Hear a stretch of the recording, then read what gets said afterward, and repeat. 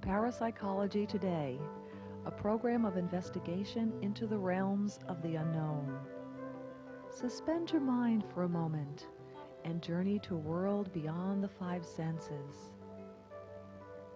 Parapsychology Today is a program exploring ideas, theories, and concepts that have been around since ancient times.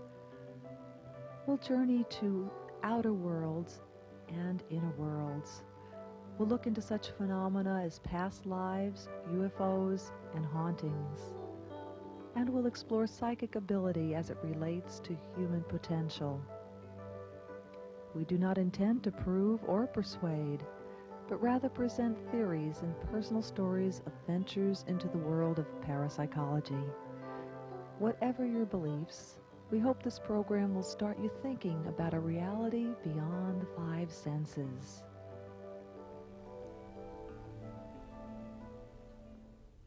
Hi, welcome to our show, Parapsychology Today. I'm your host, Pauline Nortness. My topic today is shamanism, and my guest is Amber Jane Arquett, who is a shaman, among other things, and we'll find out what else she does. Amber Jane, thank you so much for joining me today. I really appreciate it. Yeah, thank you for having me.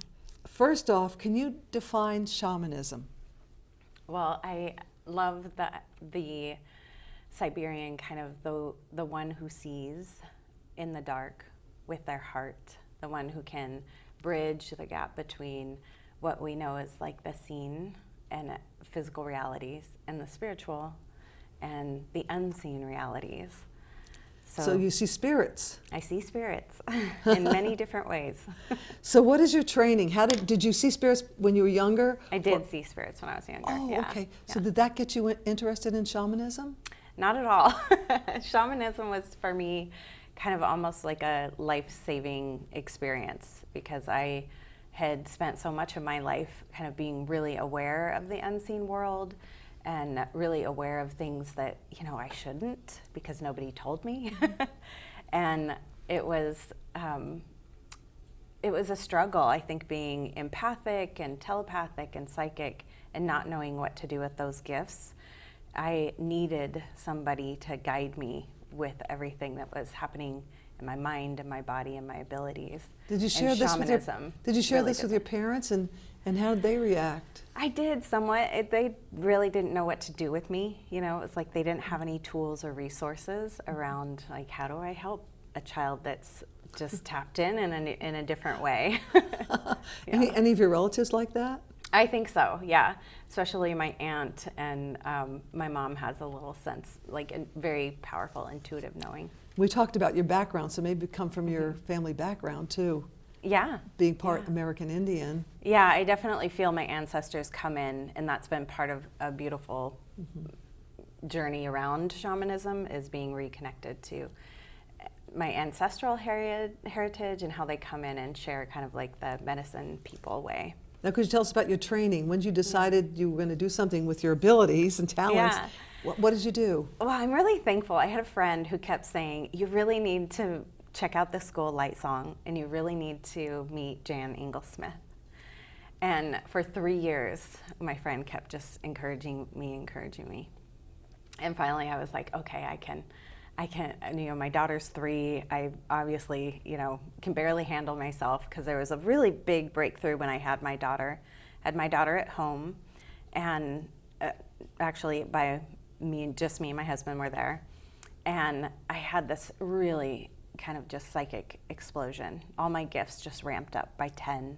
Can you explain that? Yeah, it was like all of a sudden I could just hear more and feel more, and I was aware of so much more around me that it felt really difficult to want to start to take this new little baby and this fresh me being a mom. Can you clarify a little bit about what you saw? Was it good energy? Could you clarify kind of what you saw? It's almost like I could hear all the voices in the world and the hum of what they were saying, the energetics of what they were saying.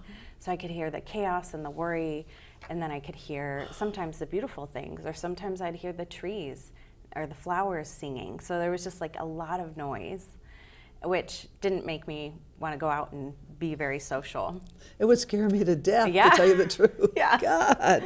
So tell us about Light School, Jan Englesmith Light School. So my friend kept encouraging me, and I finally got to my first class, and that was an extremely profound experience. She actually had brought an eagle feather to class, and in the middle of class, me and another fellow student actually needed a healing. We were just, all this energy and things were happening that she was like, let's go outside on break. And she gave us a healing, and she's like, I never do this. So Jan could feel that. Jan could feel that. Yeah, and I just remember looking into her eyes and all of this like purple light coming out of her eyes, and her telling me that that was her and Isis's connection. And from that moment, I was like, okay, I'm all in. This is where I have to go. It's like the answers. And I love that her book is called Through the Rabbit Hole, because it really does feel like that. Through the rabbit hole, yeah. And I told you I took Jan's class, and it was very interesting. I knew I was intuitive, but oh my gosh. Yeah. Anyway, it was a great class. So you decided to get into this because of your abilities and talents, and you didn't know what was going on. And how has it changed your life? Oh my gosh, well, I'm so much more me, and I'm so much more available for myself, my family, but also now I'm creating courses and programs, and I have clients that I see, every day, helping them with bringing their authentic, pure soul essence back into themselves in a full, healed, and evolutionary way. We talk a lot about how we're helping the soul come into its best self, but also into its next evolution, which sometimes is coined as being the authentic self, or the true self, or Boy, that's a lot to digest. Yes. Now you've written some journals, right? So we've got a journal here. Tell us about your journal, this one.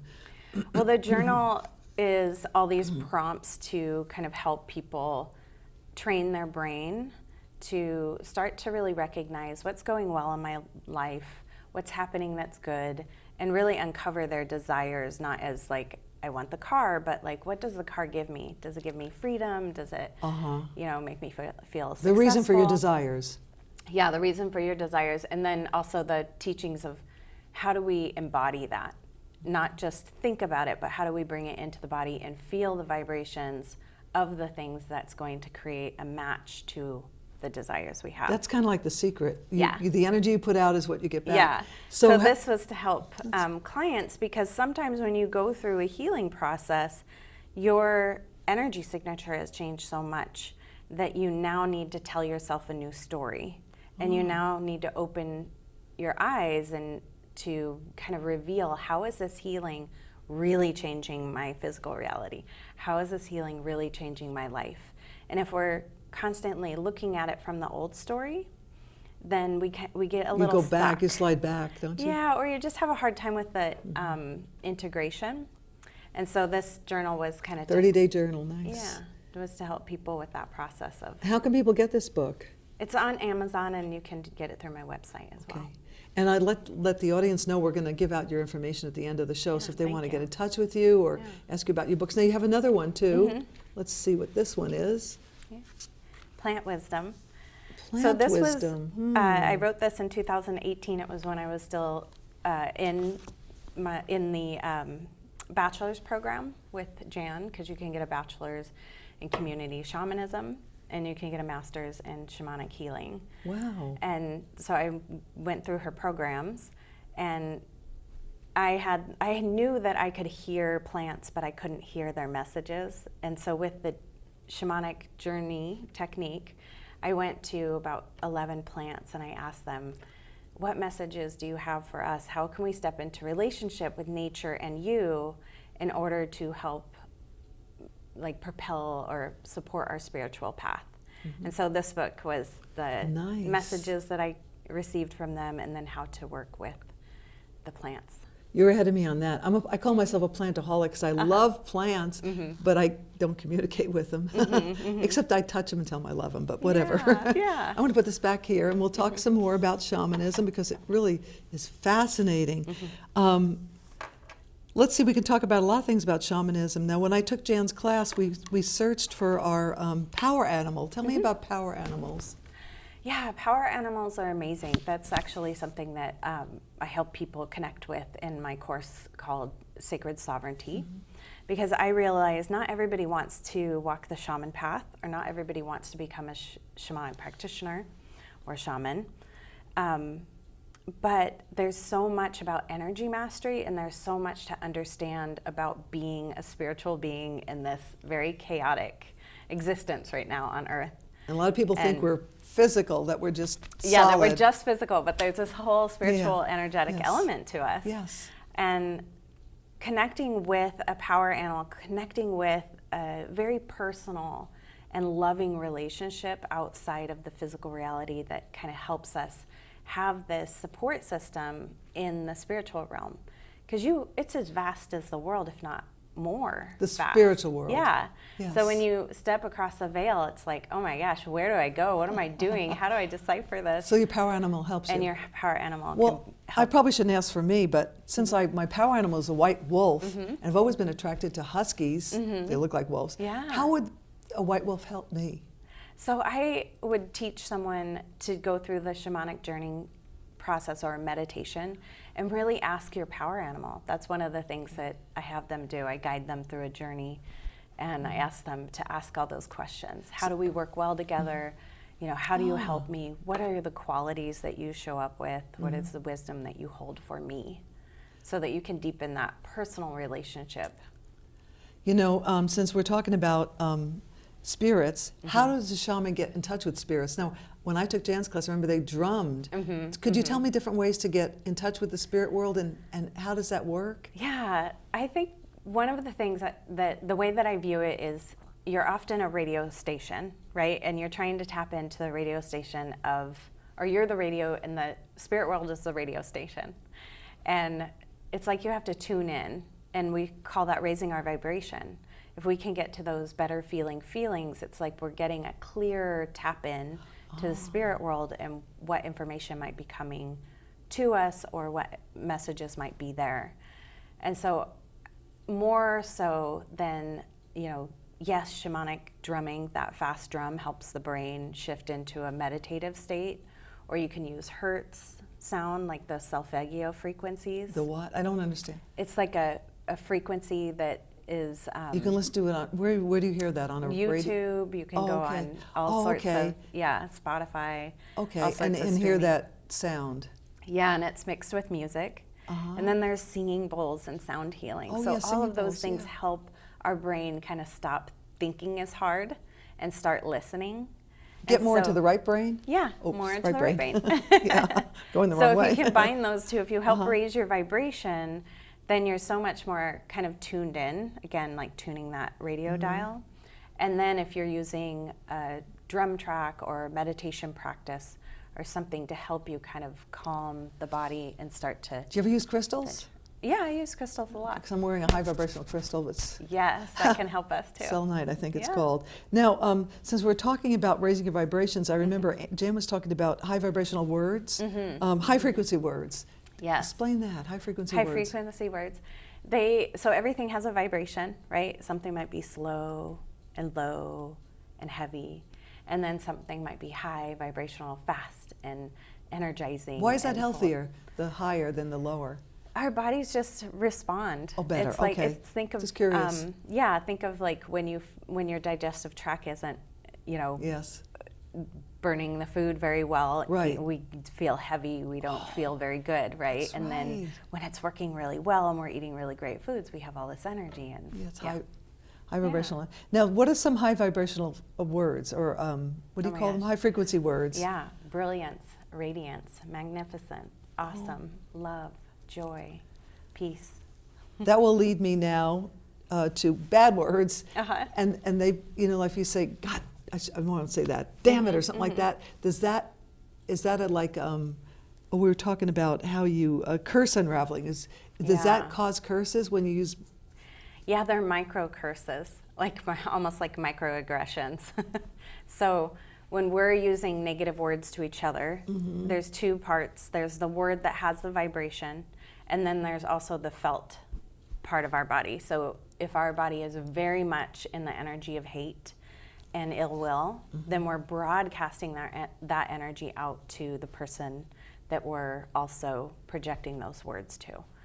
And it taps into what I call, like, there's variants or a variety of curse energies. And curse energies is an energy that just, it's like the banana peel on the sidewalk. It's like placed there or in your fields that thwarts you or can do damage or harm. That's why, like, when they talk about children who grow up in houses where they're households where they're judged all the time, or there isn't that, like, you're awesome, you're great, I love you language, then there's this curse energy that kind of surrounds them, that kind of brings them into this spiral of just not being able to accomplish a lot or feel confident about themselves or feel lovable. So it's good to actually say nice things to your children. Yes, Even if always. you go over the top, it won't hurt them. Yeah. So is there a way to protect yourself? Like, if you're around somebody that uses bad language a lot, can you put like a white light around you? Can you protect yourself? So I grew up with a New Age mom, and she would always be doing the light white, or the white light containers. And what I've found through the shamanic teachings is that there is kind of what Jan talked about was bringing up our wind horse. And that is pulling energy from our own vitality, from our own resilience, from our own brilliance. And that taking up more space. So again, in my course called Sacred Sovereignty, I'm teaching people how to create a safe container so that they are kind of protected, safe, sovereign, and sacred, that it's full of them. There's no room for anything else to come in and invade. Mm-hmm. It's hard for people to understand this unless they can understand that everything is energy. Yes, everything is energy. If you can't understand that everything is either frequency, vibration, or energy, and that was Nikola Tesla who said that, not me. And it makes, it's really great. How can you help humanity with shamanism? Oh my gosh, I think That's we a have big been one. So disconnected to life, to each other, to this earth. And we have lost sight that it's okay, that love and vulnerability and connection and working together, that there is actually a win-win. And I love that perspective that shamanism has, is that it's looking for the win-win. It's looking for the both and. When we're talking about shamanism in the healing arts. There's different types of shamanism, but there are. That'll be my next question, but go ahead. So, I feel what I see is that when we start to, when we talk about shamanism as a healing modality and me as a shamanic practitioner, I'm helping bring the fragments of your soul that might be lost, stuck, or stolen, and I'm helping them come back to you so that you feel empowered and whole and authentically you. We did a show on soul retrieval, so you're talking about soul retrieval. I'm talking about soul retrieval. Yeah, we did that with that's great. With another guest. Yeah. So you lose parts of your spirit. Yeah, we can get them stuck, lost. Some of them taken from us. Can be taken, stolen from us, and we need. I just wrote a blog on this too. It's like we definitely have the innate ability to heal ourselves. But all of us has to be here to do that. And so that's where our shamans come in, is that they come and help bring those pieces back home, so then you can create this life from this beautiful, healed, empowered space. That's a good point. You've got to be whole to heal. Yeah. That makes sense. Yeah. So what are the different kinds of shamanism? I'm not sure about all the different kinds, but what my spirits have shown me and what I've learned through my teachers, which is Karen Hefner and Pamela Rico as well, is that there's Siberian shamanism, there's indigenous types of shamanism, even in the Americas. So there's Peruvian shamanism, and they all have a little bit different practices and rituals. Michael Harner obviously brought in core shamanism to the U.S. So that was things like every, shaman spiritual philosophy has a drum, has a medicine wheel where we honor the directions. Might be that we honor north first or east first. The colors might change, but there are these core commonalities that Michael Harner found all over the world. So shamanism basically has the same reason for being around, but they may do things just a little differently. Yeah. But it's mainly to bring your pieces back together so you can That's heal. soul retrieval. I would say that there's other aspects of shamanism yes. that is maybe more about spirituality or what the person's agenda for, maybe they're born into shamanism and it's just part of the way Didn't that happen to Jan? She saw a shaman and she just saw an apparition. Yeah. Now let's talk about reality shifts. Now how is that connected with shamanism, reality shifts? I think because the shaman is going to move through time and space, we're going to access other lives that we are we're shifting, able to go into the past, we're able to go into the future and in the quantum fields. We're also able to help you align and anchor into a parallel reality that might be where the circumstances are set up for your benefit or for the best outcome. So one of the things that I think of and I talk about with my clients is that if this reality that we're in isn't working for us so well, instead of trying to fix it with all of our might that might take all of our time, what if there's another parallel reality that we can anchor into where things are similar but just a little bit different, and maybe that desire, that outcome, is just 5 steps ahead instead of 55. How does it change your life, though? I mean, if you go into another reality, do you take your friends with you? You do, yes. I'm so open-minded, but it blows my mind. Yeah, yes, and it can be very jarring when it happens. Because there is like, oh wow, things are different, or people's memories of things can be different than your memories of things, which is like a whole thing to unpack. Wow. But I think if somebody wanted to learn more, like following the Mandela effect. Yes, the Mandela. Can you explain that? That was really interesting. I met a quantum physicist who's doing the Mandela effect now. Maybe I can interview her, but she's in California. Anyway, so explain the Mandela effect a little, because it is different reality. Yeah, so there's people who remember that he died in prison. Mandela. I'm actually one of them. Oh, Me and my husband remember that. It was a big deal because it was televised. Yes. And then there are people who remember that he got out of prison and became the president. Yes. And so how could we have people with very vast different memories? And so that was the question that led to this greater understanding that, if there's one reality going on, there's also this quantum parallel reality. And if we shift and anchor ourselves into this new reality, and the big question is, why are we doing that? And I think that it possibly could be happenstance.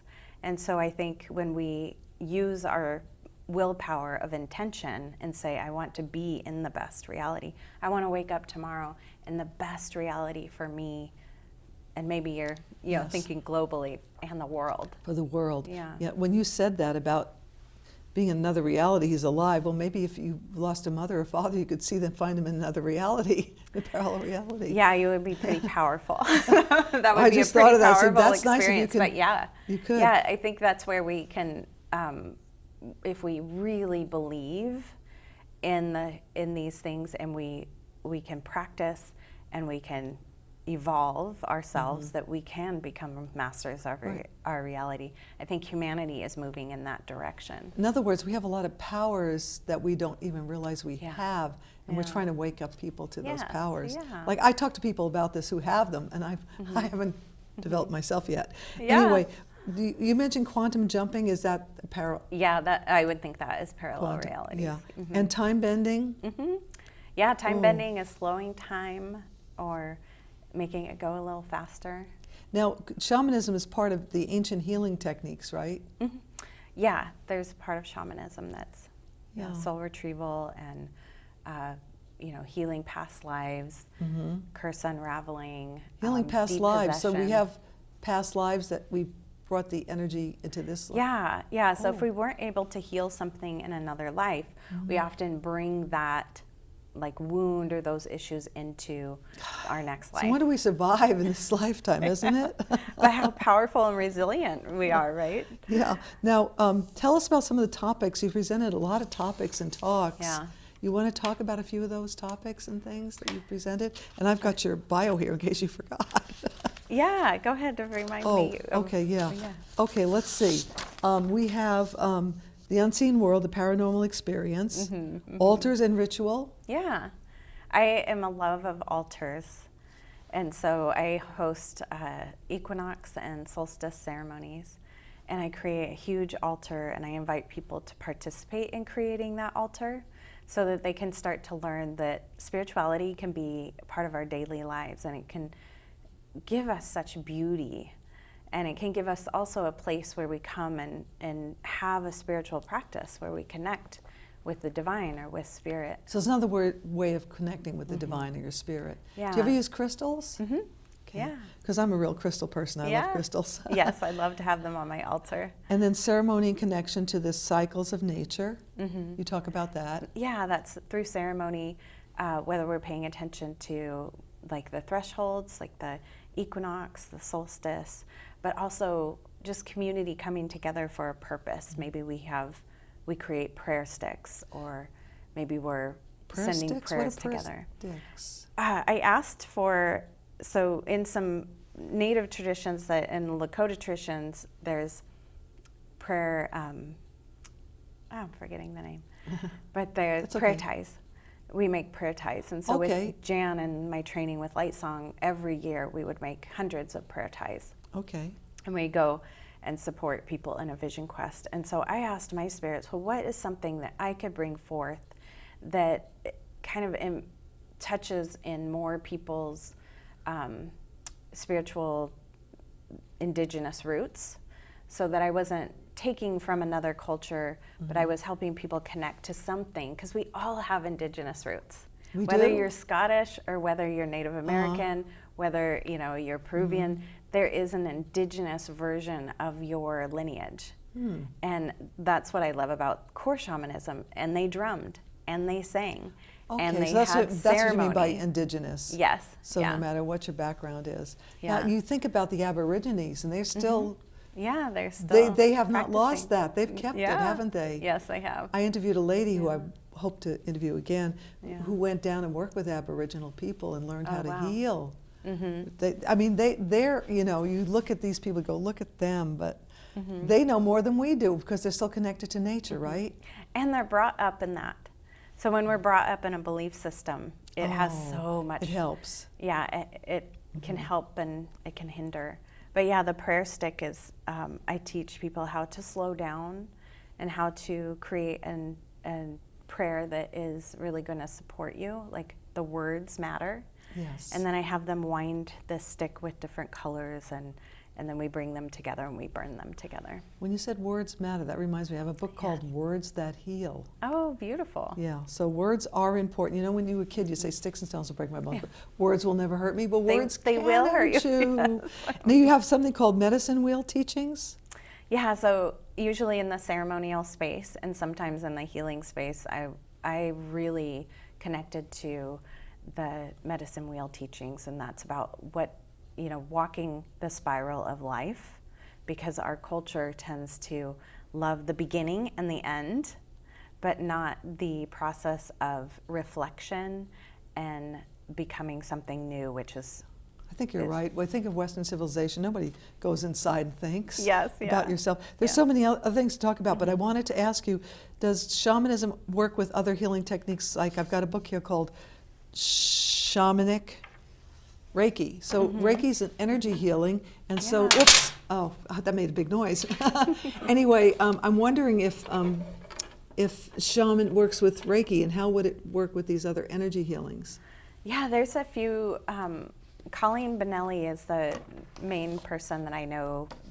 Yeah, and I really like that she's teaching that Reiki can do so much more than just refueling the body or balancing the chakras, but she is finding that Holy Fire Reiki specifically is helping in some shamanic ways. And I have also seen that as I've studied with Jan. I studied with her for about 7-8 years, and I still have a relationship and support her. Well, you guys we'll tell at the end, you're doing something on, Yeah. yeah, we'll talk about that at the very end.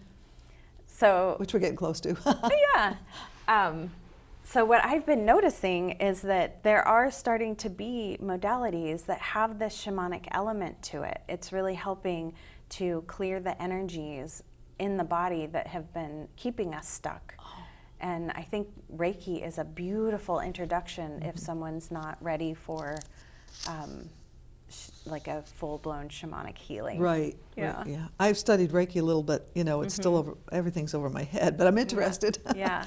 We're running low on time, but there are so many other things I want to talk. Maybe we can bring you back because we talked about soul retrieval, quantum healing, the healing journey, energetic boundaries, the world of energy, the clairs and the sixth sense. The clairs would be like clairaudience, clairvoyance, so on. Navigating. Then you talk about that, navigating as an empath. Well, when you ask the question of, how can shamanism and what other healings? Yeah, like energy mastery is what I really think is like the thing that is really going to help humanity right now. Because as we start to recognize and come into more awareness that, oh yeah, I do have this something outside the five senses. I do have this connection to something bigger, even if I don't know what it is or I don't have the words for it. So that to me is kind of what feels really important right now, is to help people understand that they have this energetic body. And so how do we maintain that? How do we keep it vibrant? How do we protect it? How do we embody it fully? Now, I don't want to put you on the spot, but I think the world is changing, and people are, the vibration of the world. And incredibly so. And we are. I think humanity as a whole is raising their vibration. And why would that be important, to raise your vibration at this time? Well, it allows us to evolve consciously. Like if you think 100 years ago, if you talked about having a watch where you could text and talk to people, or being able to jump on a computer and see someone across the world, they would have thought you were insane, right? But now that those realities are present, our mind is so much more open to like, well, what else is possible? Yes. Right? And so what I know about the earth going through what we call the ascension process, that all that energy you're talking about, raising the vibrations of the earth, which raises our vibrations, all of that is about evolution. And so we're in this moment right now, even though it seems chaotic and crazy. It's exciting in a way. It's exciting. And I've heard people say that we incarnated at this time to be involved in it. Yes. Not everybody, because some people are leaving the planet, but some of us anyway. Yeah. Anyway, is there anything that I didn't touch on that you'd like to add? I don't know. We threw it all over. Yeah, it was We've great. been all over the board. Well, thank you. We may be able to come back and talk about some other things if you want to keep in touch. Thank you so much, Amber Jane. I appreciate your time. Thank you for having me. And I've learned a lot. But anyway, I want to thank our viewing audience too. And I want to say we'd love to hear back from our viewers on what subjects you'd like to, or topics you'd like us to cover on Parapsychology Today. We're open to suggestions that you might have on topics, and we'd like anything you'd like us to cover that we haven't covered. And if you have somebody you want to recommend, or even if you would like to be interviewed, please let us know and contact us. There will be an email in the credits where you can reach us. And the topics will usually be alternative healing or metaphysical, as you know. And if you're not sure what metaphysical means, it means beyond the five senses. So, and that's in the introduction to this show. That pretty much sets up what we're trying to accomplish. We want to do things that are going to help people, either energy healing or open their minds to different things. So you can reach us by our email that we'll show at the end of the show. And also, Amber Jane's information will be at the end on the credits. So if you want to contact her, you'll be able to reach her if you look at the credits. We also, before we leave, we want to thank Phil and Kyle and MCM TV Studios, and the two guys that work here, like I said, Kyle and Phil. Thank you so much for helping us. And thank you for watching Parapsychology Today. We hope to see you in another show. Bye now.